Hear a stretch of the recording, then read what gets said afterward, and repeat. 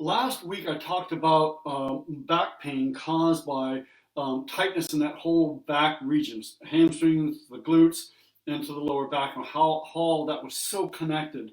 And today I want to talk about muscles in the front of the body that can also cause back pain. Now there's quite a few muscles here that we can go into. I'm just going to cover three in particular, and they're generally called your hip flexors. So I want to kind of step back and talk about last week. When this area gets tight, specifically the hamstrings, let me see if you can see my hips here. When those hamstrings were tight because we're sitting all the time, they pull down on the hips because as we stand up, they've got to try to lengthen, and when they do, they pull the hips down and the butt disappears. What we find here is the opposite is going to happen. When these areas here are tight, they will generally tend to pull the hip forward, and you'll get more of this butt sticking out posture. We call it the Donald Duck walk. And as this area gets tight, it pulls the hips downward and the butt sticks out.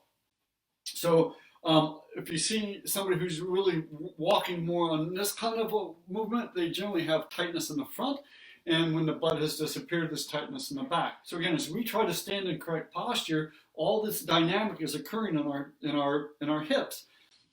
So if you, like most people, are tight in the back of the legs, right? We have this downward force and our butts disappear, but we also have incredibly tight areas here, so we have a force in both directions. One's trying to force the hip forward, or anteriorly rotating it, and the ones in the back are trying to force it down in the back. It's a big, gigantic battle going on between the two.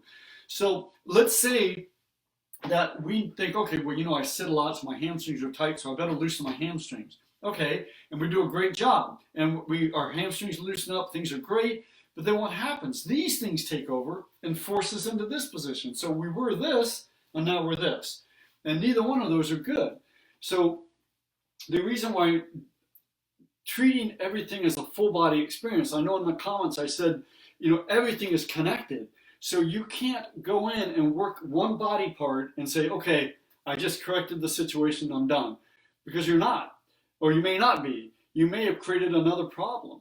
So that's why the full body foam rolling experience is so critically important, because we are just naturally tight everywhere because we've used and abused our bodies over the years. And so I don't want somebody to go, I got tight hamstrings, I'll never do so. I'm just going to work on my hamstrings and that'll do it. It might, or it may create a whole nother problem. Okay? So again, most of us are tight in the back because most of us sit a lot, but a lot of people have sports like cycling. Cycling is a quad dominant sport where we tend to be tight in the front of the legs, the quadriceps. Hockey is another sport. Lacrosse, those sports tend to have a lot more tightness in these areas, and they can create problems with that hip. So we never want to just focus on one area. We want to focus on both and balance both sides out.